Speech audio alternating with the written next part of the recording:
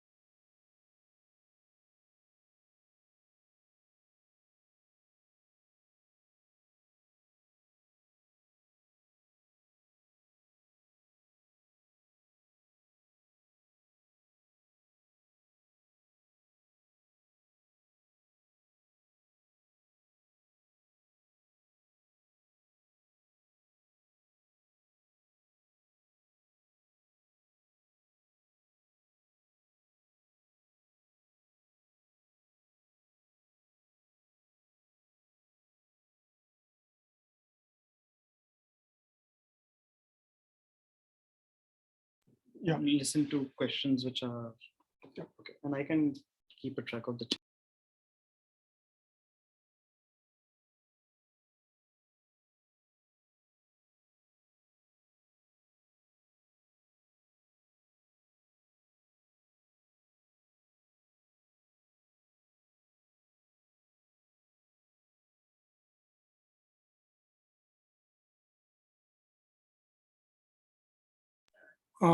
Thanks, Nishant.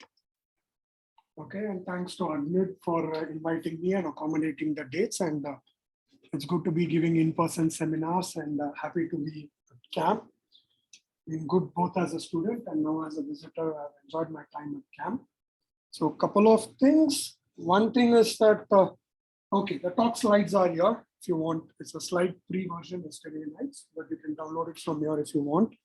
And Shrikant said he will post the link on chat in a few minutes. Okay, so let's get started. Okay. Okay. Oh. Something else. Okay, so this is a joint work with Siva and Purvi. Purvi is here to answer all the difficult questions. Okay, so the talk will consist of broadly 3 parts. So firstly, I'll be talking about random real polyhedra. I'll be saying something about optimal versus random approximations. Then I'll try to introduce polyhedra in several complex variables. And finally, I'll state a theorem and a conjecture about putting all these things together. Polyhedra in random polyhedra in several complex variables. Okay, so I hope there'll be enough in the 3 parts that I think people can follow parts of the things even without, if they didn't fully get the other parts. But nevertheless, I think some things will be missed, but I think still there is enough in all 3 of them individually that are interesting to me. Okay, I hope I can convey some of it. Okay, since we'll start with RRP, random real polyhedra. Okay, top I have to block this. I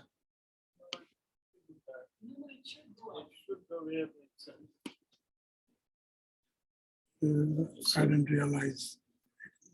So maybe what you can do is you can put this here. No, even this can be minimized. We did something. Disable annotations.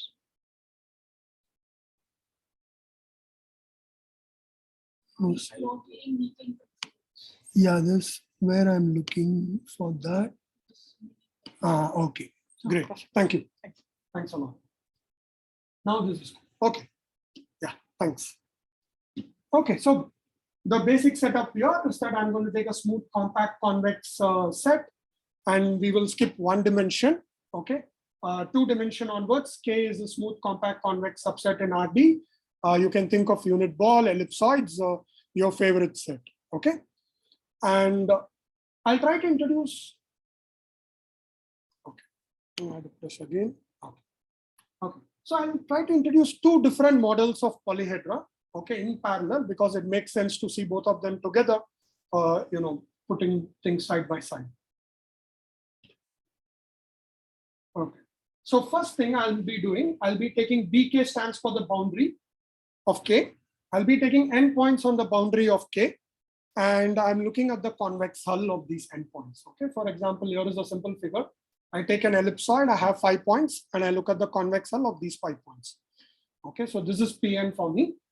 I'll use the same notation. Okay, just to avoid too many notations, I'll use the same. In the case of circumscribe, what I'll do is I'll take again endpoints on the boundary.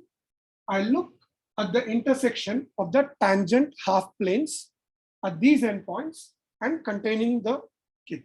Okay, so you have a set K. You look at tangent half planes at some points on the boundary.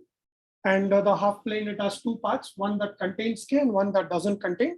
You look at all those that contain K and look at their intersection. Okay, so these are 2 different constructions.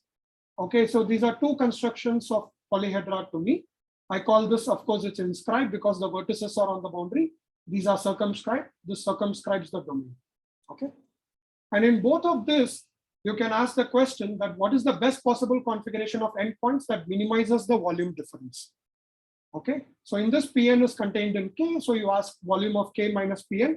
Infimum is taken over all possible subsets of endpoints on the boundary.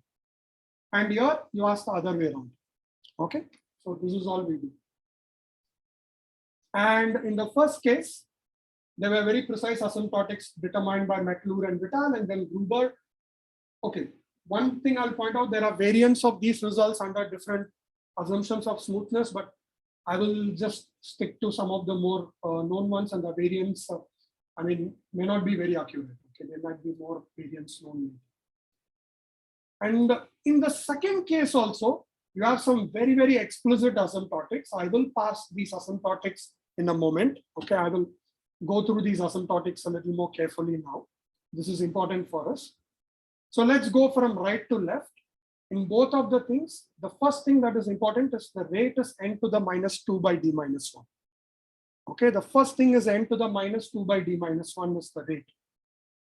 Okay, in n. And the next thing you have is something called, I call it sigma blah of K, because it is what is known as the Blaschke affine surface area measure. It is defined in terms of the Gaussian curvature, and sigma is sigma u. But the thing to remember again is the exponent is 2 by d minus 1. And this is some geometric quantity depending on the boundary. Okay, so the rate is n, then there is a geometric constant which depends on the boundary. It is some integral measure of the boundary depending on the Gaussian curvature. Okay, and then the third quantity, so exponent is what I highlighted. Then the third one is things I'm not going to say much in this talk, are 2 constants which depend only on the dimension. They don't depend on the domain, they depend only on the dimension. One comes from Delanoy tilings, the other comes from Dirichlet-Voronoi tilings. Okay, these come up from some covering and tiling problems, and these depend only on the dimension. What I want to highlight here is, of course, this explicit nature of these asymptotics, but even more striking to me, at least it was, that is the product structure. Okay, there is something dependent on n here, there is something dependent on domain, and then something on the dimension. Okay, the exponents have a 2 by d minus 1, of course, but the product structure of it is quite actually interesting. Okay, it just splits in this very clean way, and you have very, very explicit things. And the exponent is something we will keep coming back to, and even the domain constant. Less about dimension constants later. but domain constant and exponent are important. Okay. And d minus 1, remember, is also you can think of as a dimension of the boundary. Okay, I'm in RD. The boundary is something like a d minus 1 dimensional space. Okay, so this matters for us. And another aspect will be a little less emphasized, but important to remember, equi-affine, meaning volume preserving affine transformations. If I apply a volume preserving affine transformation, everything in this picture will be somewhat everything in the slide is preserved, meaning that convex sets remain convex under affine transformations, polyhedra will remain inscribed polyhedra, and Bn of k will not be changing also. Okay, so if you apply a volume preserving affine transformation, everything is well preserved. Okay, all the things we are looking at is well preserved under volume preserving affine transformation. Okay, so can you give your comment about Delaunay times? So I said these constants, here it's d minus 1 and here I put del. I said these come by some problems of rd minus 1 involving Delaunay covering or tiling. You are looking at some kind of optimal covering or tiling problems. That is the reason these constants come from, and they are specifically related to this. But I'm not going to be very clear on, I'm not going to spend more time saying exactly how these come up. Okay. Two reasons, it's a bit more, there's a bit of geometry and combinatorics involved, and second is I also don't understand it fully. Okay. So, and in the complex setting, we don't have still this accurate information. Okay, we have guesses, but not accurate information. So I'm not emphasizing this a lot.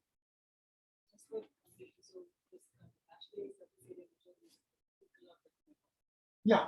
So sigma blah of x is nothing but Gaussian curvature to some power times the Euclidean surface area, and then this means that you integrate over the entire boundary. Thank you.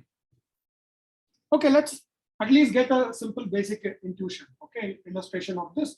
Of course, the simplest convex set is the unit ball. Take 2 dimension, inscribed and circumscribed. What do? You do what you do in your high school. The first thing, take an inscribed regular polygon, take a circumscribed regular polygon. Okay, you can compute explicitly the formulas in these cases. Okay, you can either compute or, like I did, steal it from Baiju's website. Okay, so you explicitly can compute formulas. Okay, and then you can determine the leading order is 2 pi cube by 3n to the minus 2. This is pi cube by 3n to the minus 2. And compare this with the optimal approximation result. And the d is equal to 2, so the n to the minus 2 is correct. And then the Blaschke measure, in this case, sigma blah of k, vk will be 2 pi. So it's a cube, here 1 plus 2 by d minus 1 is a cube. So you'll get 2 pi to the whole cube, and the constants will correctly match. Okay. So this tells you where at least the n to the minus 2 comes from. And you can very well believe that if you take some other convex set by using this kind of approximation locally, you can still get the same rate. Okay. And this computation can be done in any dimension you like. You can get the n to the minus 2 by d minus 1 by just doing it for the ball, and that's a good guess. Okay. So this is indeed something I think Feyerstedt did in 1950s and made these kind of predictions. Of course, to prove in the full generality took some time. Okay. So now let's move to random. What does it change in random? Is that I still take I should have said smooth. Sometimes I forget smooth, but always I'll assume smoothness for convenience. Now what do? I don't take n fixed points. I'll take n random points. Okay, with a continuous density on the boundary. Okay, I take n random points on the boundary. I will assume they have a density with respect to the Euclidean surface area measure, and it's continuous. Okay, I'll assume some continuity for convenience. Which one? It may not. So when you do the infimum, what will happen is if it doesn't cover, the volume will be infinity. So the ones that achieve infimum will be fine. Thanks. Sorry, I don't understand the comment. If you take circumscribed, he says if you put 3 points, unless you place them correctly, it won't be. You want to actually.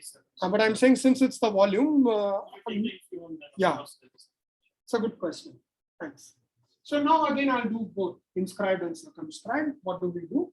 I take convex cell of n random points. For example, these are 7 random points. Okay, you draw the convex hull.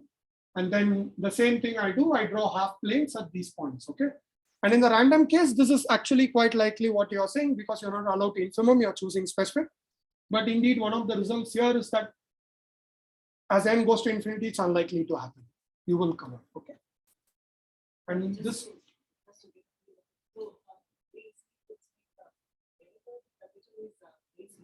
Hmm.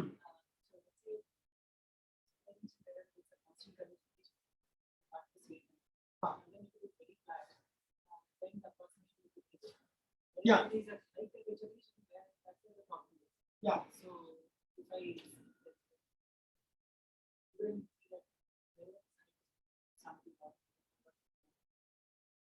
It depends highly on your density F, right? Suppose you take F to be constant, let's say, then what you're saying is correct, but you could ask that, can you do this according to curvature? So we will answer this question, what is the best F possible to minimize? But I will in hidden, not done here, is I will assume somehow hidden in these results is that if you have zero curvature in many places, the asymptotic order could change. Okay? So you shouldn't have, you're allowed to have zero, but not, it should be strictly positive more or less. Okay. So here are the results, a series of results in either cases and later in circumscribed. Is here there is no more, for a given F and a K and N, okay, you have again, there is a product structure where you have a different dimensional constant. The rate is the same, it's 2 by d minus 1, n to the minus 2 by d minus 1. The domain constant depends not only on the domain, but also on F. And these are actually very, it's not too hard to write, but I'm not going to write it now. Okay. So the same constant, that's important. It's not this time it's not a notational abuse that I've used the same V star, it's the same actually. Okay. So this is fairly that inscribed, circumscribed, even though these are different models, except for the dimension constants, again, both are same. Okay. That's a big kind of picture you can see. And now even further, what Shikhar asked, you take this, now this entire thing boils down to fix a K, what is the best possible F. So V star K is the infimum over all V star KF, F positive and continuous. Turns out the best possible is the one which will give you V star will be the same as before in the optimal. So the optimal and random differ only by dimensional constants. And in fact, in here, they prove much more. One can also show the F that achieves this is the normalized Blaschke affine surface area motion. Okay, so the best possible approximation is to choose F according to the Blaschke affine surface area motion, normalized to make it a density. Okay, so optimal and random approximation, same rate of decay, same domain dependent constant, which is the Blaschke affine surface, it should be BK, probably it's a typo. Okay, and the exponent is more important, 2 by d minus 1. Okay, so this is the point to keep in mind, which you're going to see, which we are going to see analogues, and later I want to convey something about these things. Okay? And dimension constants differ. As I said, it comes from some tiling questions, and these depend on whether you inscribe or circumscribe. Okay.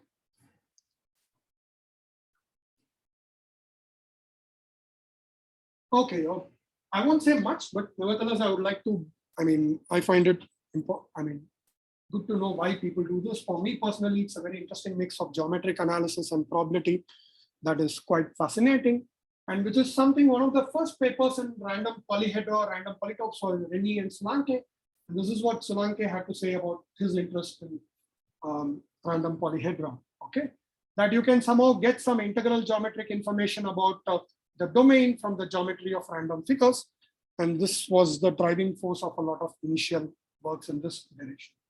However, now with all kind of data analysis and statistics, people actually do use the results of the nature I said as a basis to come up with statistical procedures to understand the geometry of the domain. For example, like volume, mean width, using random polyhedra. Okay, you want to understand the volume of K, you try to approximate it by the volume of the polyhedra. Okay, and why is this better? Simply because polyhedra are defined by linear functions and arbitrary sets are nonlinear functions. You can take polyhedra are easier to construct than arbitrary sets. And a little more better is random polyhedra are easier to construct than optimal polyhedra. Optimal are very, very specific constructions, okay, not always easy.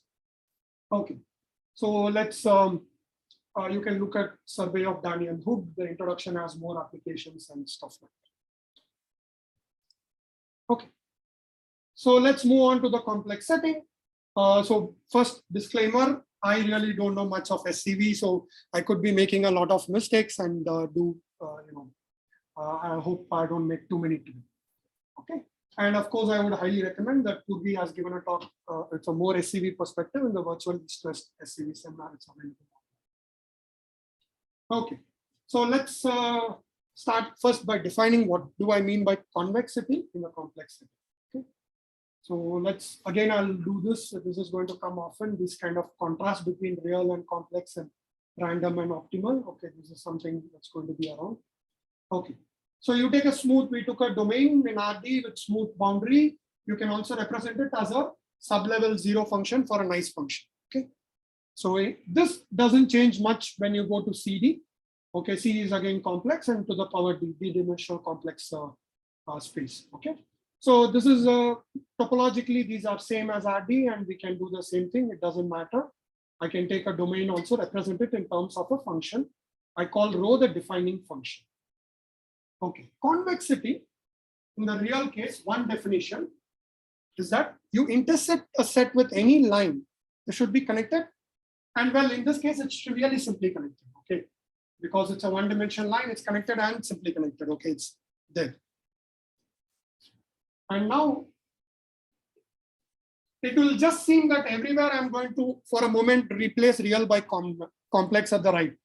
It just will seem like a change of adjective, but I will slowly start putting in figures and some more description to say that it's a little more than change of objectives, okay?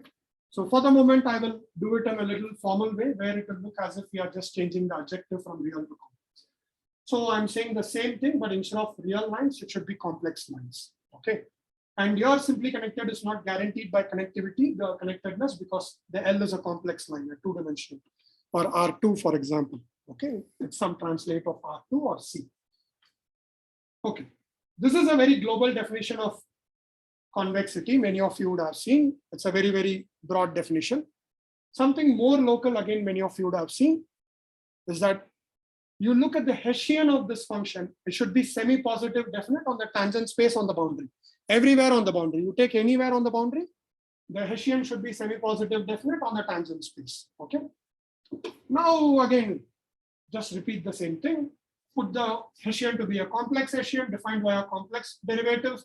Tangent space to be the complex tangent space.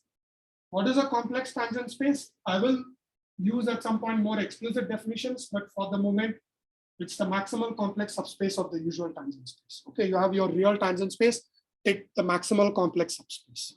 Okay. Again, it just seems like I'm just substituting everywhere real by complex with the right thing. Okay. So there the Hessian is actually yeah. So it's not the complex Hessian.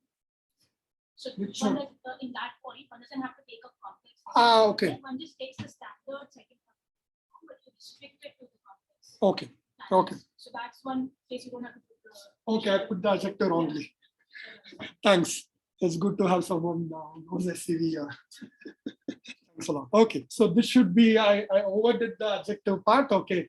So this should be just the same Hessian on both sides, except that the space is restricted. Okay. If you are actually following the rule that the place real by complex, you wouldn't have. Huh? Like, there's no real on the other side. Yeah, okay. Okay, thanks. Okay. So it should be, see, the Hessian is just still the real. Now, okay, so the same mistake will occur once or twice more, hopefully not more.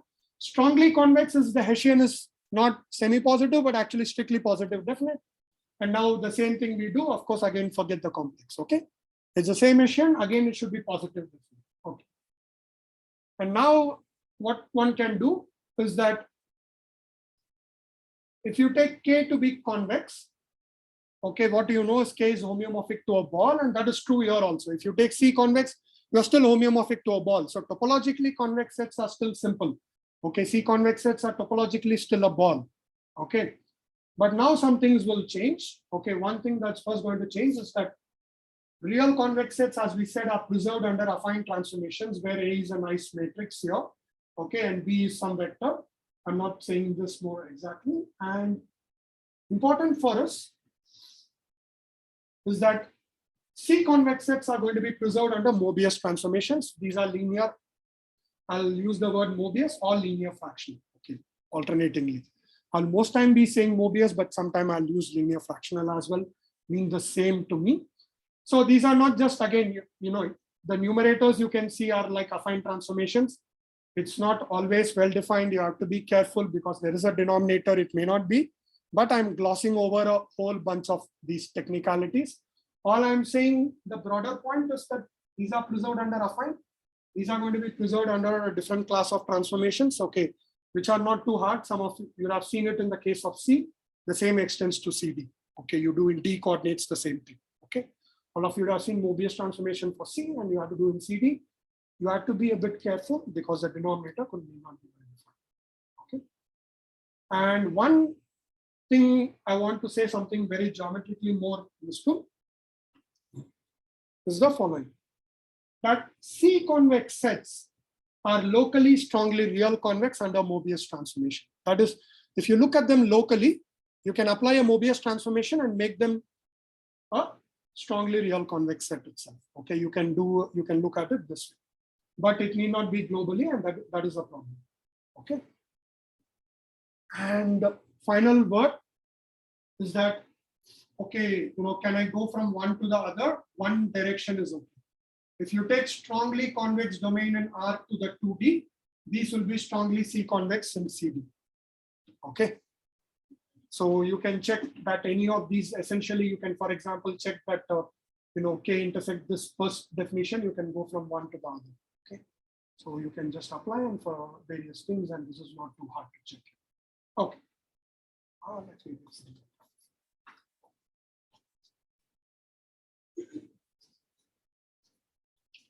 Let people stare at it and then go to the figures.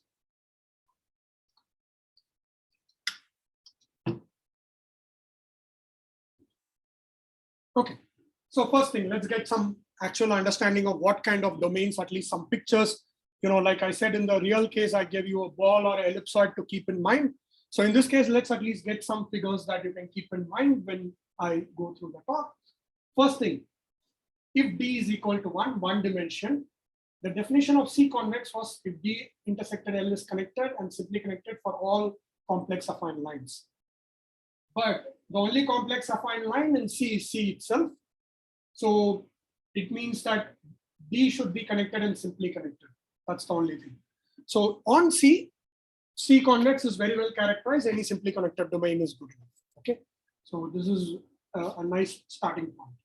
Let's now think, okay, the first non-trivial dimension. One of the problems with SCV often, at least for me, is that the first non-trivial dimension is C square, which is already R4 beyond my intuition. Okay, so it's hard to draw anything. Okay, that's the point. So let me take a paraboloid. Okay, it's a paraboloid in 4 dimensions, but of course we are projecting it down. This is, like I said, one of the things we have to get used to. You have to find good projections or map it down to always R3 from C2. Okay, so I will represent often Zi by either as a real vector xk, yk, or in the usual complex way with the imaginary part I. Okay, and this is the paraboloid. Okay, I look in the x2 equal to 0 plane, and this is, you can actually check various things. Again, complex is wrong here. These are things even I can compute. If one can try to do some computation and check. And this is one example of, to keep in mind of a C-convex domain. Okay. Another slightly modified example. Okay. So by the way, I just a few weeks ago made an embarrassing mistake, is that I was displaying a figure and one of the authors of the figure was actually in the audience and I didn't give the credit. This is, of course, the hand-drawn figures are mine. The rest of it is Purvi's. Okay. Let me not make the same second time. So, and or taken off the internet. Okay, none of the figures are really that drawn by me. So the next domain is that you take the same thing paraboloid, but okay, you add really the x2 coordinate as well. Okay. So this is the second kind of domain. And here, if you look, we are not actually now doing any projection to anything. You look at mod Z1 itself as one axis, and viewed this way, this has this kind of a structure. Okay. And here again, you can compute the Hessians and so on, and you can actually check. Okay, these all look somewhat, these are two prototypical figures we will keep in mind. But you may ask, is there, this looks somewhat, you have to do a lot of checking to verify. Are there some cheap ways of constructing strongly C-convex domains? Okay. Here is a very, very cheap trick, is that I know that strong C-convexity is preserved under Mobius transformation. So you take a strongly real convex domain, apply a Mobius transformation, it will give you a strongly C-convex domain. Okay. So this is kind of a very easy way to generate strongly C-convex domains. Okay, one thing I don't know how to remove this. Okay, cool. Remove this. Okay. So one easy way to do this is always to take Mobius transformations of strongly real convex domains, and you get a strongly C-convex domain. Okay. Okay. So let's, I've defined the notion of convexity. So this is the first line in the real case. I just said K is convex and I was done. In a complex case, you just have to explain this first. And now let's have to make sense of what is a polyhedra.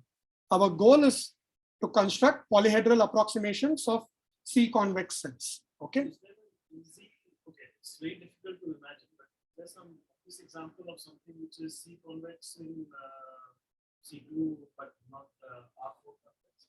I think this one is one of them. Because, so yeah.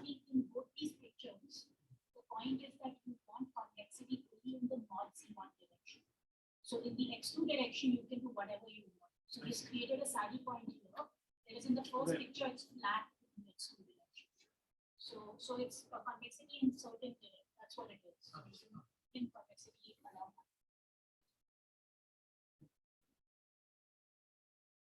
Okay. So now let's actually think about polyhedral constructions. Okay, I'll just first give a one-line construction and then I will try to elaborate on it. Okay. So what are we given? We are given a domain, a smooth, strongly C-convex domain. Okay, as I said, there's some things of points of regeneration. Okay, even if you don't understand the definition of C-convexity, I didn't convey it as well as possible. The point is, okay, you're given some domain. Okay, nice domain with certain convexity. I'm given endpoints on the boundary of the domain. And just bear with me, I'm introducing additional parameter, which is a function. It's called a depth function, is defined on the boundary of the domain. Okay, we will see this, why this is needed. The first obstacle to polyhedral construction in C-convexity is that, okay, it's not that I can explain in a talk, that many of the natural constructions you do in the real case, like a convex hull or breakdown, tangent planes here are low dimensional. In real case, the tangent plane is d-1, here it will be even one dimension lower. Okay, so these won't split the space into half planes. Okay, so that construction doesn't work. So there are, a lot of constructions in the real case how to construct convex polyhedra. A huge number of them fail in the complex case. Okay, this is something that's always one can keep thinking about. Okay. One thing, a notation that I'm going to use often is the complex tangent space at W. I'm going to translate it by W. I'll call it the affine complex tangent space. Okay, that is like in the real, you push the tangent space to the point on the boundary. Tangent space is a vector space. It will be at the origin, but I will push it to the boundary. Okay, so this is needed. A more formal definition you can define as the inner product where it is 0. Okay, that you just translate any V by W. Okay, that's all it is doing. So, but major point is I'll be just always calling it the affine complex tangent space. This is a piece of notation we'll be continuously using, HWV. Okay, I'll be using this notation often. And then construction in one line is I cut out a tube around each of these tangent spaces of depth delta of W1. I've given this depth function. I take a tube around each of them, cut it out. Okay, and then look at the remaining part. there will be something intersecting the domain maybe, and I take this to be my polyhedra. So let's get what is the real analog of such a construction, and then we look at the complex case. Okay. So in the real case, when we did the circumscribed, what did we do is we took the depth function to be equal to 0.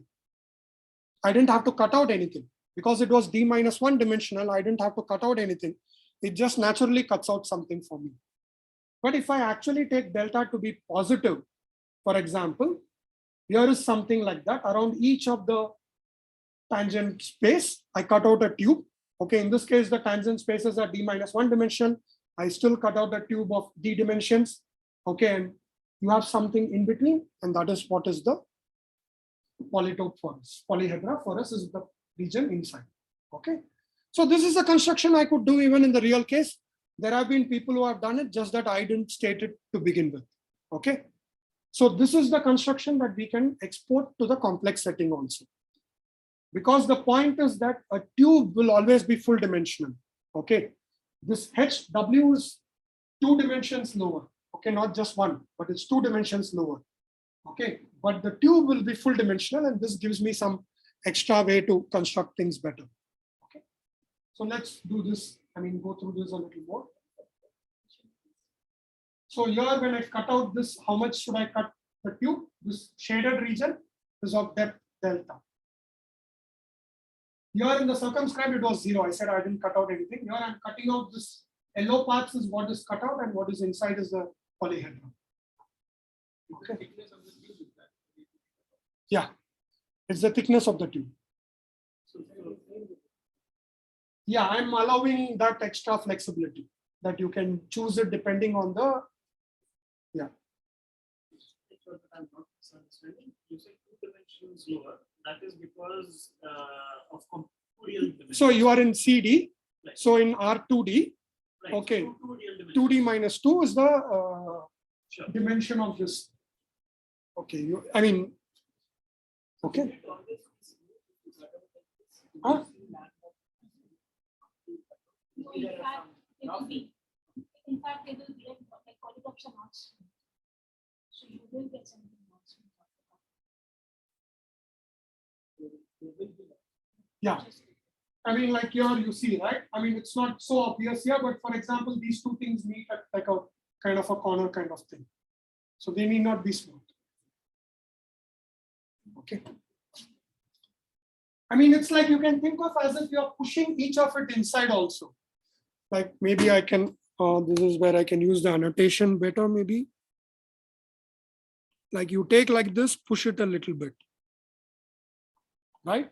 You can think of it this way. Also same, the cutting out tube has the effect of pushing the tangent plane bit inside. Okay, in the real case. Okay, this is what it is doing. Okay, because it's of d minus 1 dimension. Okay, so that's the reason that it's as good as pushing it in. Okay, because you don't care about the part of the tube outside, right? You don't care about the part which is outside the domain. So that's the reason it's as good as pushing it in. Okay. Okay, let's now do this in the complex setting. Let's get d equal to 1 out of the way. Okay, just because of time, d equal to 1 is something we are skipping over both. I will not say much in here, not much in the, even in the paper, we sort of gloss it over. Okay, we say it should be done separately as more things can be done, and hopefully we'll do it in the future or someone else. Okay, I'll just give one figure to settle the d equal to 1. The tube in d equal to 1, the tangent spaces become singleton points. Okay, exactly, it's 2 dimensions lower. The tangent spaces become single points, and the tube becomes a usual Euclidean ball, and then so cutting out is you are just cutting out balls on the boundary. So it's a very, very easy construction. The polyhedra is the shaded region inside. And okay, this you can believe very well that this can be handled. Convex sets are nothing but those which are simply connected, C-convex. So everything is good here. Okay, so it possibly should be handled by something more specific to d equal to 1. Okay. So let's focus on the higher dimensions. Let's first understand what is the tubular neighborhood in higher dimensions, and this is the main obstruction. Okay, to getting a understanding of what is a polyhedra. So you have a smooth, strongly C-convex domain, you have a set of points, you have a depth function. Okay, again, I have this affine complex tangent space. is a precise definition, but anyway, it's some space 2D minus 2 in CD, okay, sitting inside. What is the tubular neighborhood here? I'll just take, again, we'll just take something which is a distance from this at most delta W. All those points which are at a distance delta W, this is the natural definition of a tubular neighborhood of this set. HW is a set, okay, affine complex tangent space is a set at W. I'm just taking a set around this, okay. And now I'll draw two figures, go back to our figures and try to illustrate something here. First thing I want to point out is in the first figure, paraboloid, we do the usual thing. This is the tube. Choose a different color, maybe red. The tube is nothing but the sheet, the plane I've cut out in teal. It's the region between those two in the domain is what is the tube, okay, intersecting the domain. We are only representing the part that is intersecting the domain, okay. So one is only representing those parts which are intersecting the domain. And here again, firstly, the tangent space is Z2 equal to 0, X2 equal to Y2 equal to 0. So when you draw in the X2 equal to 0 plane, okay, so you automatically get entire X1, Y1 plane is the tangent space, okay. So the tangent space in this projection is the entire plane, X1, Y1 plane. And so the tube is a parallel shift of it. But now if you see in the other plane, X1 equal to 0 plane, the tangent space is only the Y1 axis. And now the tube, if you can see, is actually like a cylinder. Okay, so this is something that on different projections, the tube actually is different, and this is part of the geometry of it. Okay, this is what Purvi was saying also earlier about how your convexity, one direction. So there is a directional element to this part. Okay, the tube will look different depending on how your projection is. Okay. Okay, now is the second figure. Here again, if you can think, the tangent space is still the same because I'm taking origin in both of them. Sorry, I took W to be the origin. It's there. I forgot to say W to be the origin. I'm drawing the tubes centered at origin. Okay. So at origin, it turns out both the spaces are the same. And here, if I look at the part of the tube inside the domain, is this part. Okay. It's just this part. It's not shaded here. I can shade it a bit here. Maybe here also I could have. Okay. Okay.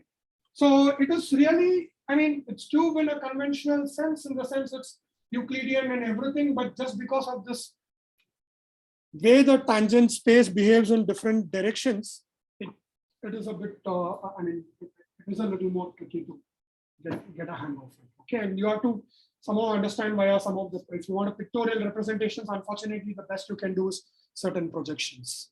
Okay. Okay. Now with all this is the point. Clear.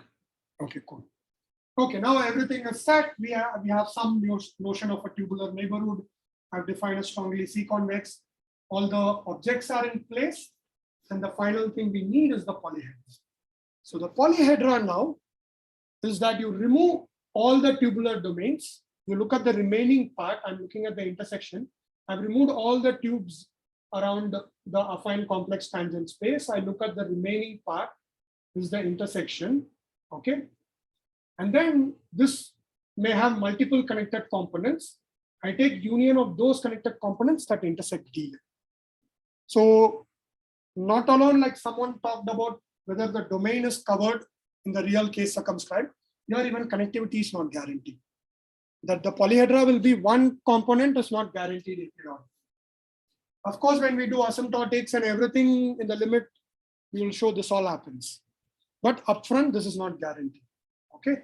The brute force definition is that you just cut out all the tubes. It breaks the space into a lot of components. Look at those components that intersect D, take all their unions. But when you say polyhedra, they don't take. My picture of polyhedra is not like the straight lines. Yeah. Different. Like for example, like here, for example, right? If you look in this way, you're cutting out tubes of this nature. So in the paraboloid, this part is cut out and somewhere this kind of a sheet is cut out. And like we saw in the one-dimensional case, for example, right? It was just balls. Yeah. I should add that. So what you're thinking of is a facet, right? Yes. Over here, it's a curved surface, but it's always foliated by complex lines. So this curved piece. So what its flatness is, that it's always an object that is foliated by complex hyperbolas. So it's again flat in the complex sense, but in the real direction it will be.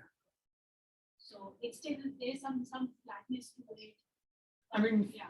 And if you represent by the tan, again, the defining function and its gradient, you will have a similar kind of thing.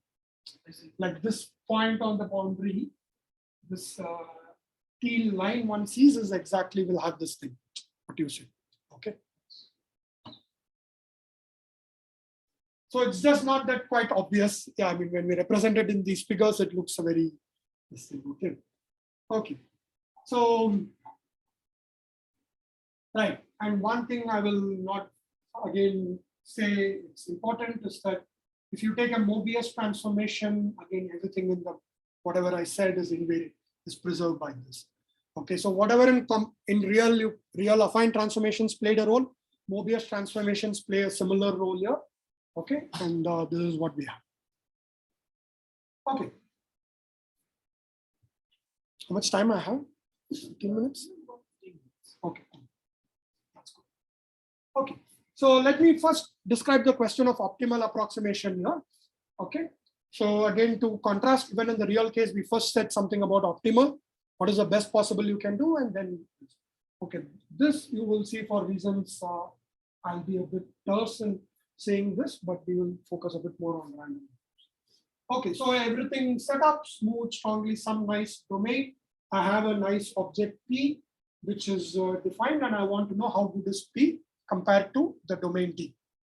Okay, in a broad sense, polyhedra in the real case gave you a class of nice objects, okay, that you could use to approximate a very arbitrary convex set. And here, I've been trying to convince you, what I've been trying to convince you so far is that the right notion of convexity and P, these polyhedra are the right, or one of the right objects in the complex set. Okay, but even if none of it is okay, if you're still not convinced about P and D and all this, this is still a fair question that I've given you a class of sets to approximate D. And the question is, what is the best possible you can do? These sets are defined using endpoints and here additional factor of depth. In the real case, we didn't have the depth. The endpoints define the polyhedra. Here, I need the endpoints and also the depth function.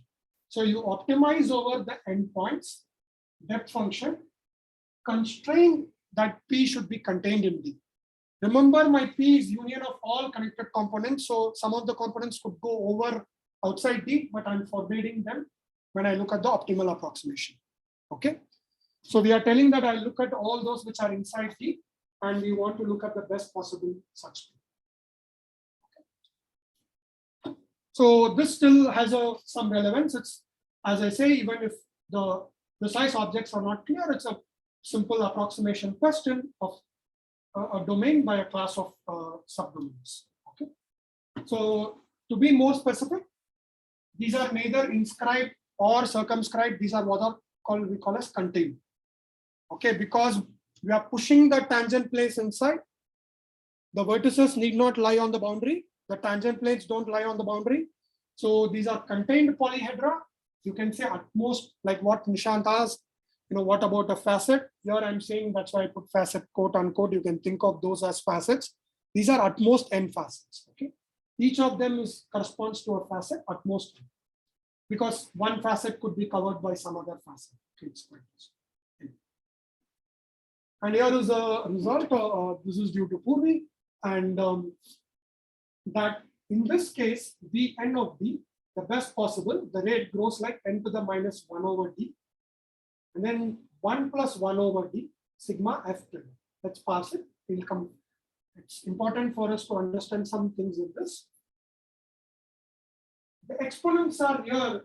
It's not to be read as 1 over D. The 1 over D is equal to 2 by 2D. Okay. This is not just I'm rewriting 1 over D in my favorite way, but it is important to think of it as 2 by 2. The reason, Just because of this asymmetry, in the real case, d minus 1 was the Hausdorff dimension of the boundary in some sense. Okay, I'm not going to say which sense precisely, but 2D is the same thing that plays in the complex setting. Okay, the boundary is actually 2D dimensional. You have to think of it correctly. Okay, go to the tangent bundle and so on, but it's 2D is the dimension. And so d minus 1 gets replaced by 2D, and you can see that's consistent. The next thing is that we just had a sigma blah in the real case.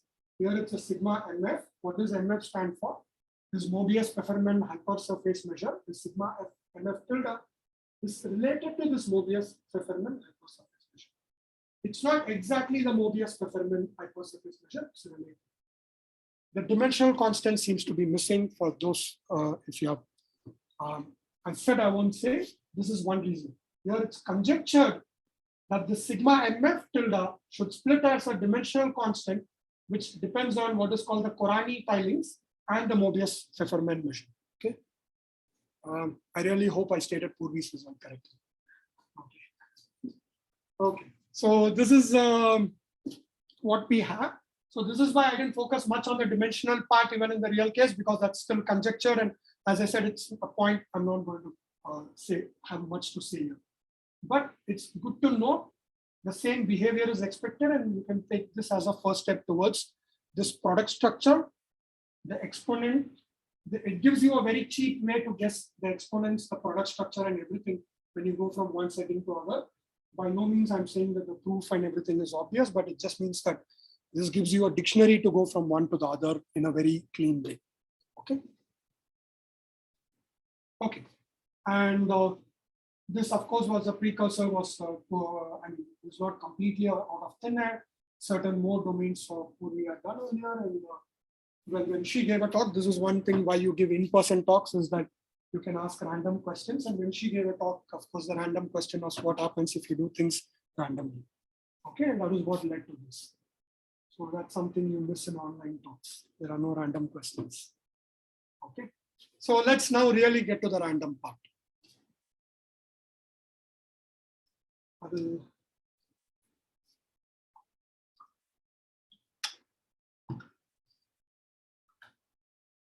Okay, so what did we do from the real, always from the deterministic to random? Is only one thing, right?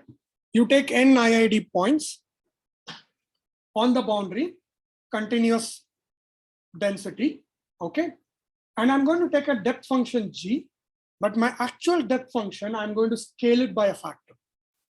It'll soon be clear, but just for convenience, I'm telling you upfront. Instead of putting in the factor later, I'm putting the factor now itself, and you will see soon that why is this important.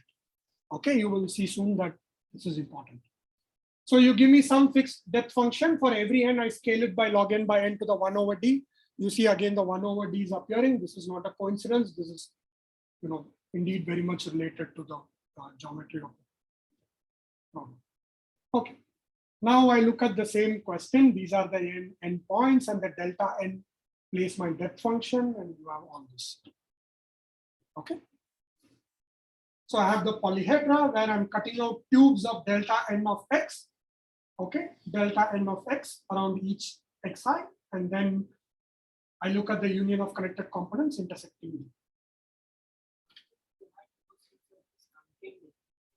Yeah, now this is a question in random, precisely, that it may not be even contained. I cannot force it to be contained, right? Because the endpoints are given, depth function is given, I cannot force it to be contained. So here is something you have to think about. So that is exactly the next comment. Thanks. I didn't, by the way, set up this question, okay?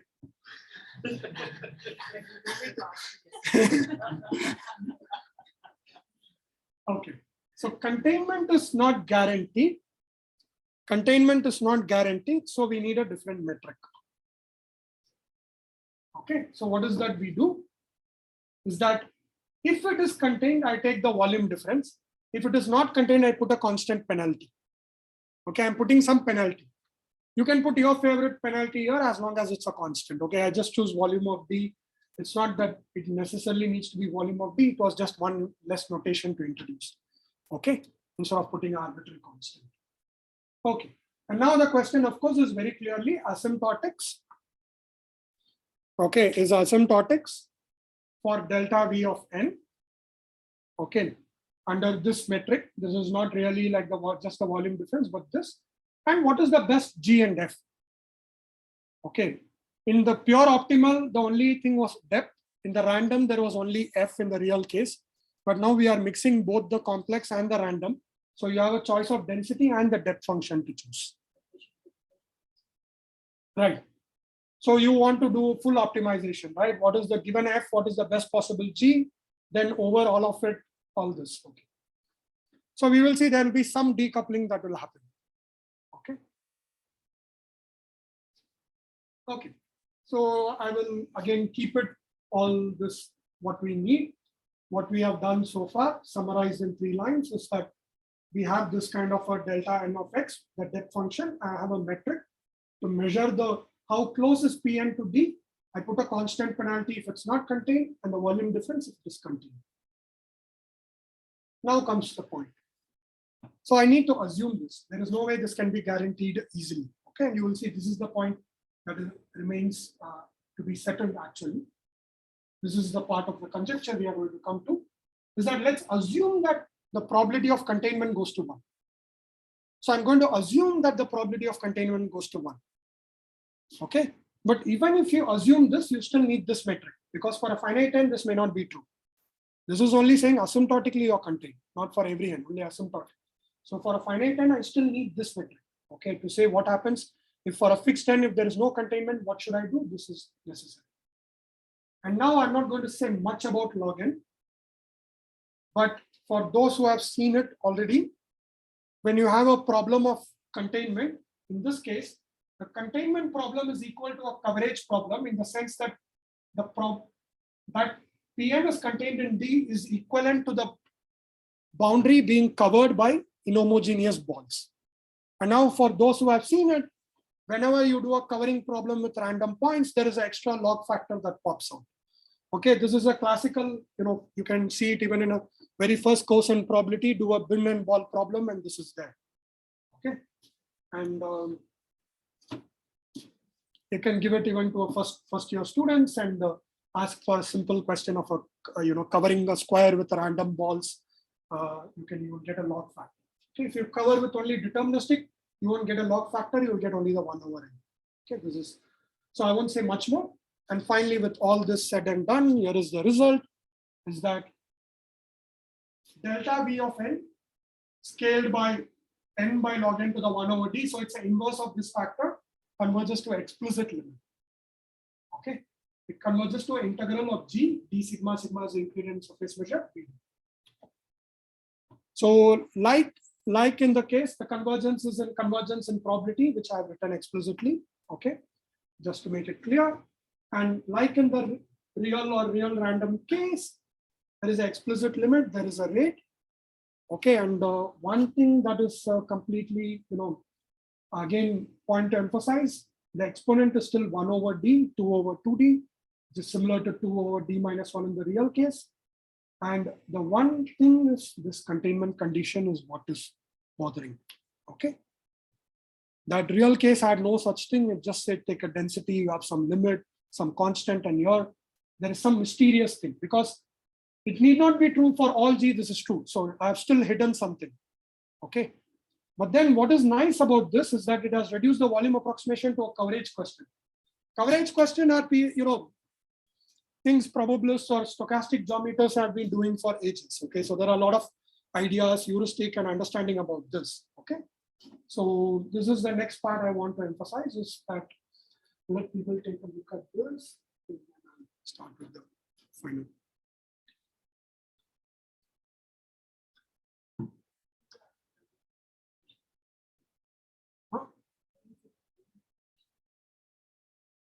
Okay, next slide. That's also not set up question. Huh?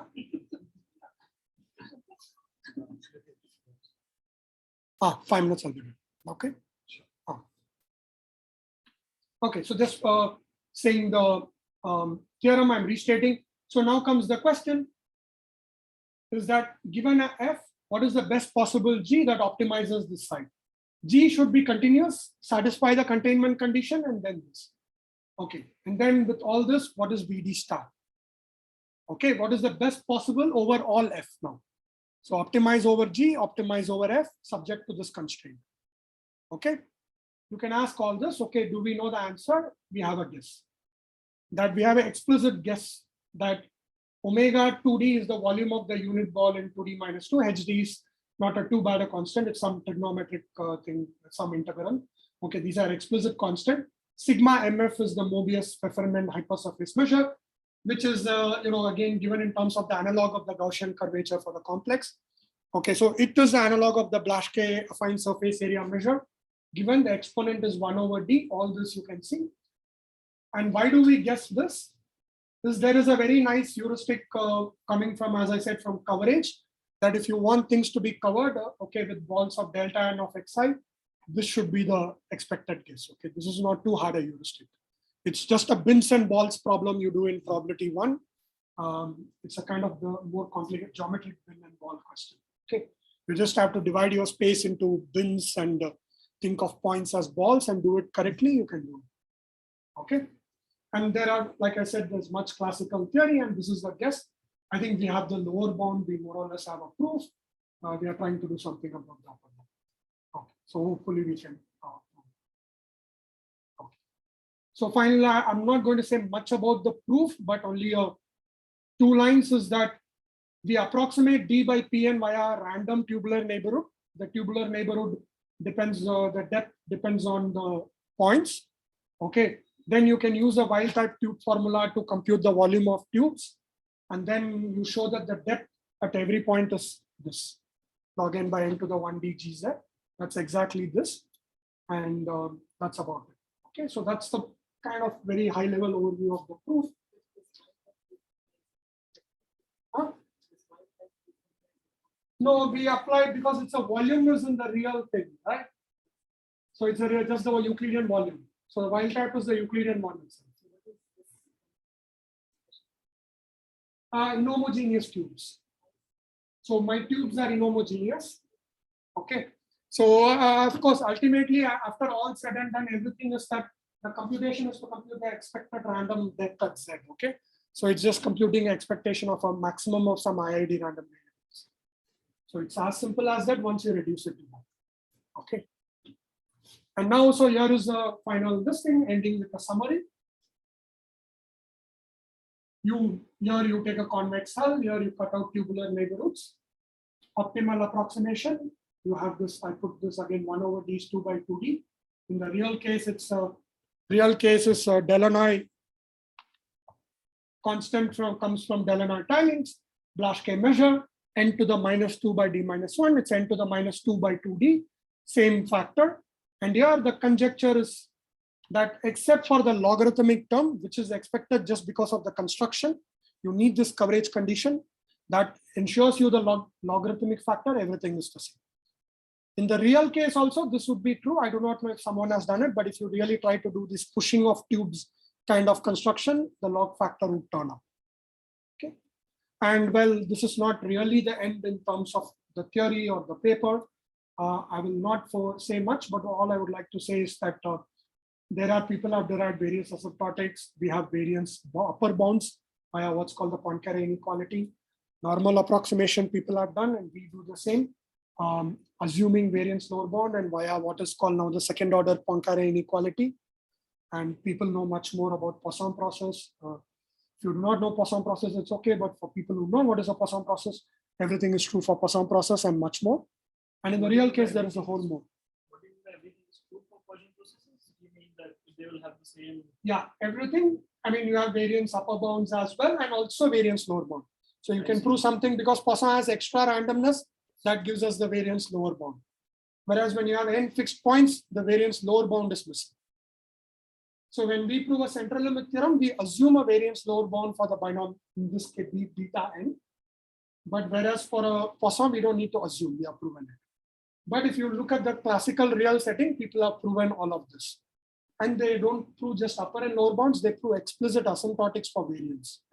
So here we are only giving, like, let's say Vn star k, I'm only saying that in probability it is like this, but there they even give you the variance and everything. Okay.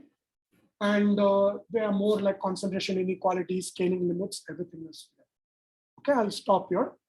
And if the underlying things are some survey articles that may be interesting if somebody wants. As you said, you can look it up also on my slides on the website. But I'll leave it. Thank you.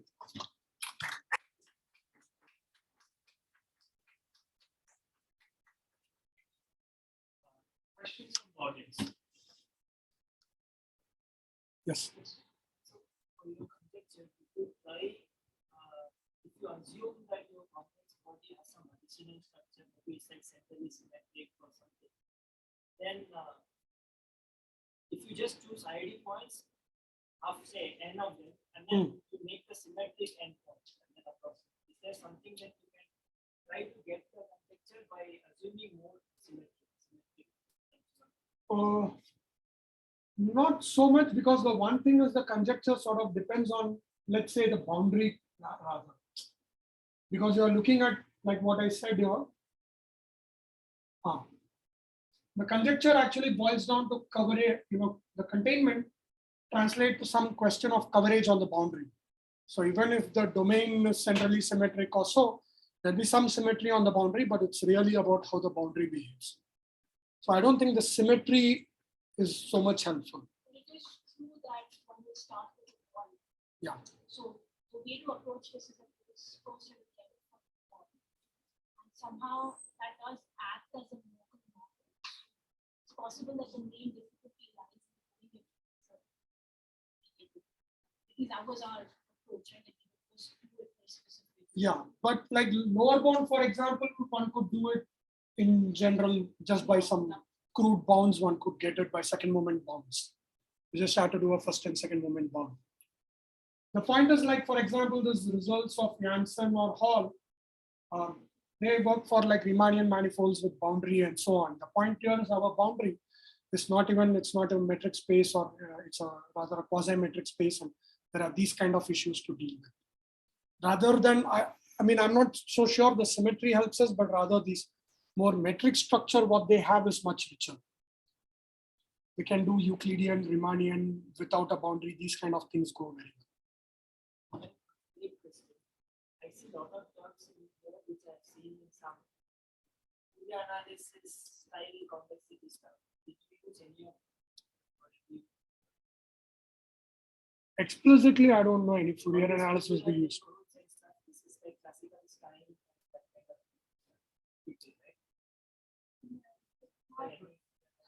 No, so the cuts that you're getting with nuclear cuts, they have something to do with. So that's because it is governed by complex. So somehow we approach students.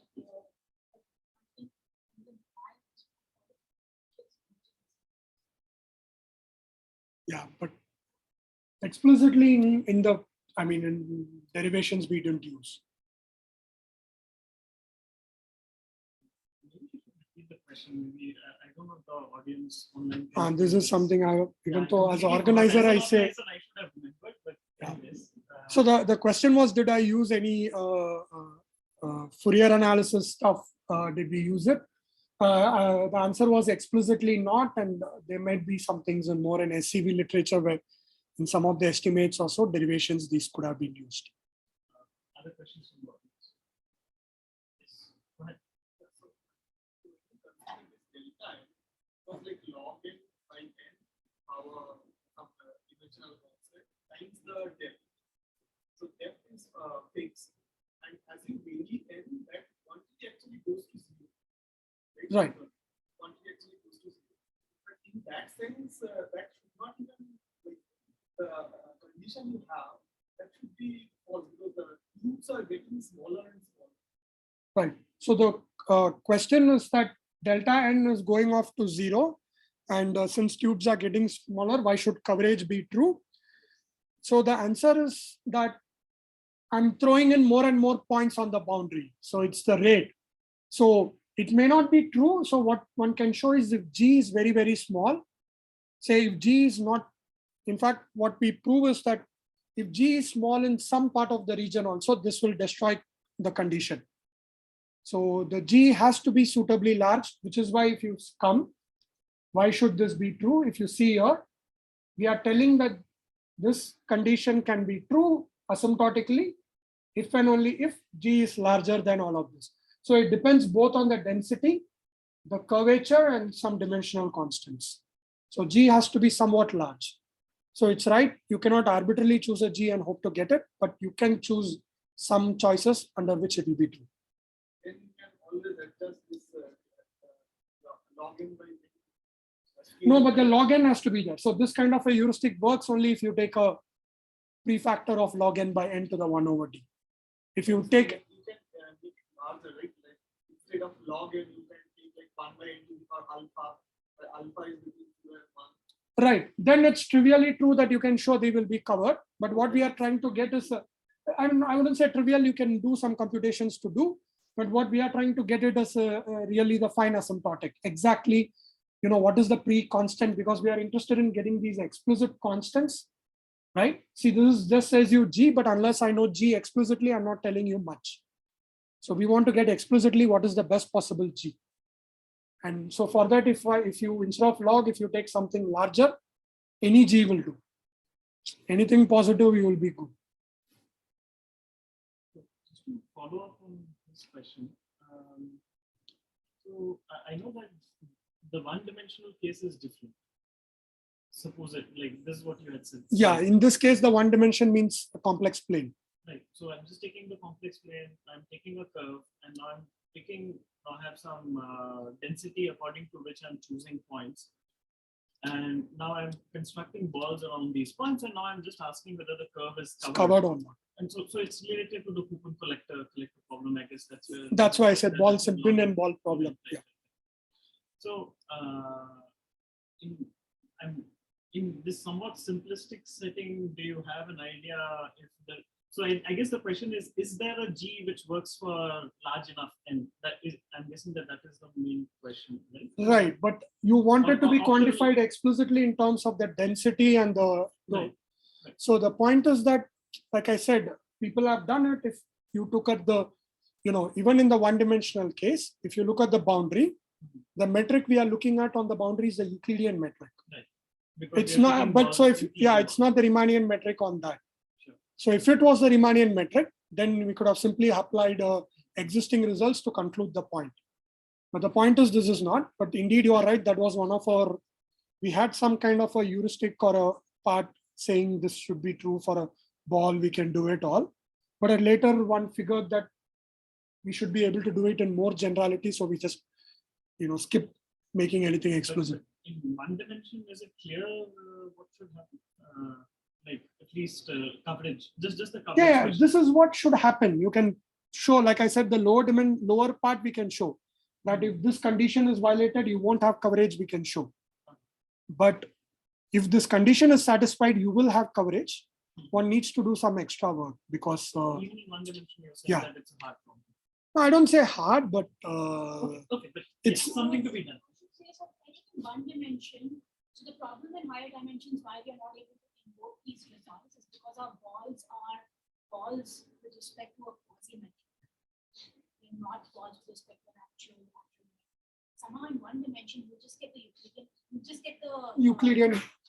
Restricted metric. So I think we haven't done these calculations, but I think that in one dimension, It'll be easier. we'll be able to actually invoke these results. But they do with Riemannian, I mean, Yeah, but you take an approximation. okay. You can put a Riemannian Metric that and the say balls are that- compatible. Okay. So in higher dimensions, you're saying that the problem actually arises because these tubes have a certain geometry. And That now is- when you talk about coverage, then you Yeah, have to consider. But even in one dimension, like what she pointed out is that, okay, I've done for Riemannian metric. Okay, you can say that locally my balls look like, even though it's it's Riemannian metric. And fine, these both I can somehow say that. In high dimensions, you can't do an approximation by a Riemannian metric. Sure. Other questions? Maybe you can ask the online. Anybody has questions online? Let's thank Yogesh again for wonderful. Thank you.